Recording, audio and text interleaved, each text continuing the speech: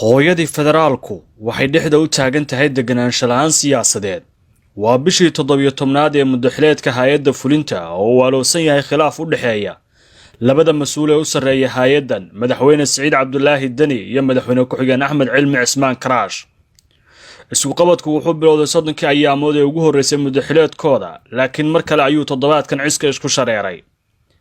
madaxweyne Dani su'aal uu weydiiyay mid ka mid ah xubnaha baarlamaanka 26 Oktoobar 2019 cara ka dhalatay awgeed ayaa kaliftay in weerar dhimasho iyo dhaawacba sababay oo ay xukuumaddu gadaal ka riixaysay lagu qaado xarunta baarlamaanka, kadibna xilka laga qaado afayeenkii baarlamaanka ee xilligaasi Cabdixakiin Maxamed Dhoobadaareed.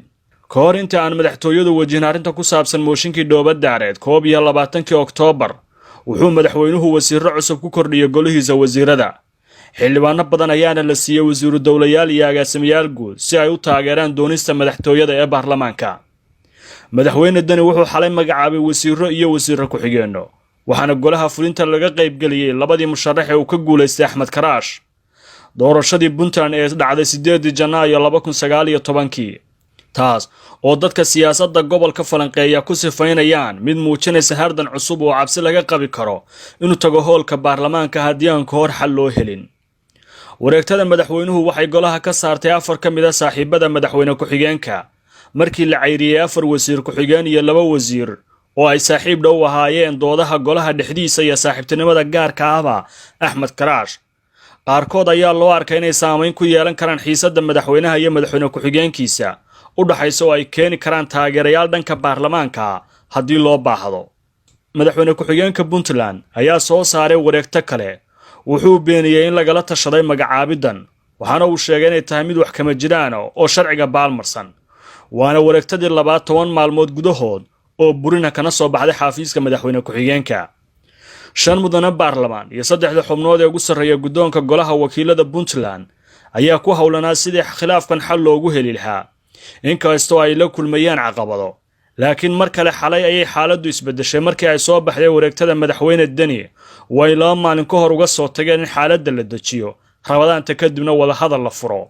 xubnaha waanwaanta waday qaarkood ayaa ii xaqiijiyay in filan waa ay ku noqotay wareegtada madaxweynuhu ayna xilliga ay soo baxday ku howlanaayeen sidii khilaafka loo dhammayn lahaa, ayna la joogeen madaxweyne ku-xigeenka, laakiin ay u arkaan arrin kale oo saameyn culus reebtay. isimada Puntland oo dubdhexaad u ah xalinta khilaafaadyada gudaha iyo siyaasiyiinta kale ee ku sugan mandiqada weli ma qaadan door dhexdhexaadineed.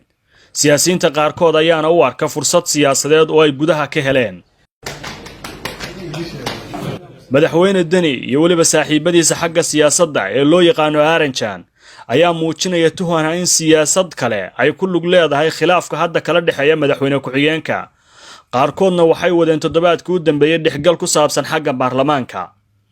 dadka la socda siyaasadda gudaha ee Puntland ayaa rumaysan in arrimaha hadda taagan haddii aan xal loo helin ay noqon karaan kuwo waqti qaata, saameyn ku reebi doona sooyaalka taariikhda mandiqada oo lagu yaqaan in la xalliyo tabashooyinka gudaha. sidaas oo kale haddii aan khilaafkan xal degdeg loo helin, waxaa suuragal ah inuu saameyn ku reebo arrimaha siyaasadda ee mandiqada kana dhiga mid gudaheeda ku mashquusha. khilaafka ayaana cabsi laga qabaa inuu aado xagga baarlamaanka.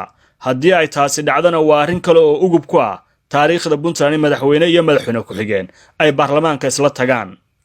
22 sano oo ay dhisnayd Puntland, dhammaan hogaamiyayaashii soo maray kuma aysan riirin dhismaha maxkamad dastuuriya mana jirto, taasoo qaadi lahayd khilaafaadyada xagga dastuuriga la xiriira, maadaama labada mas'uul ee ugu sarreeya gobolku hadda ay isku hayaan arrimaha dastuuriga. waxayna sheegayaan sharciyaqaanadu inay suurtagal tahay oo kaliya in lasla aado xagga baarlamaanka haddii maxkamadda dastuuriga aysan dhisnayn.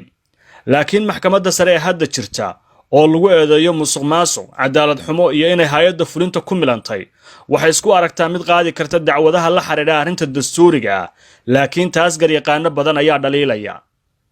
waraysi uu xalay bixiyay madaxweynaha Puntland iyo hadal uu jeediyay toddobaadkii hore wuxuu ku sheegay inay kooxo ku soo duuleen Puntland, laakiin labada jeerba wuu diiday inuu caddeeyo cidda ay yihiin kooxahan, waxauna iclaamiyay kulan kale oo uu ka sheegi doono. inkastoo xalay uu bayaamiyey in duulimaadyo diyaaradeed oo wada deeq daawo ah oo loogu talagalay ka hortagga xanuunka COVID-19 laga dejiyay Baran iyo Buuhoodle ay haayeen faragelin siyaasadeed. Puntland waxay dagaal kula jirtaa kooxaha Daacish iyo Al-Shabaab, labadoo waxay kordhiyeen tan iyo bishii February ee sanadkan weerarada ay ka geysanayaan gudaha Puntland markii 50 maalmood gudahooda ay dileen 2 gudoomiye gobol. waxaa loo arkaa isqabsiga siyaasadda inuu hay'adaha amniga ka jeedinayo la dagaalanka kooxahaas oo ay isku mashquulayaan ishaysiga gudaha ee xagga siyaasadda. shaki ma leh in khilaafkan madaxda u sareysa ee Puntland uu dibadhac ku noqonayo mandiqada oo mar hormuud u ahaan jirtay siyaasadda qaran ee Soomaaliya, laakiin sanadadii u dambeeyay hoos uga sii dhacaysay xagga siyaasadda iyo saameynteeda federaalka maadaama khilaaf dheer uu kala dhaxeeyay ilaa xukuumadda Sheekh Shariif Sheekh Axmed ilaa tan u dambeysay oo hogaamiye Maxamed Cabdilaahi Farmaajo.